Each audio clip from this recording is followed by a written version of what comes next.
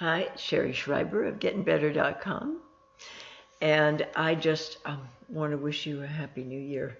It feels kind of hollow and false right now because perhaps like me, um, in light of all the craziness that's going on in America and all the destruction and pillaging and burning and attacks on innocent citizens, it's not feeling very hopeful, very optimistic. But I want to wish you a quick and heartfelt,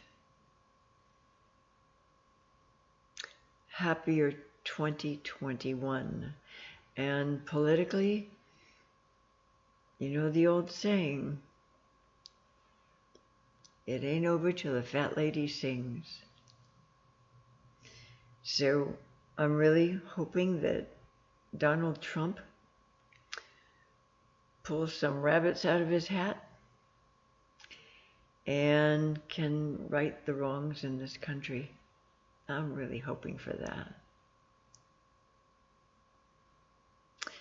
And bye for now.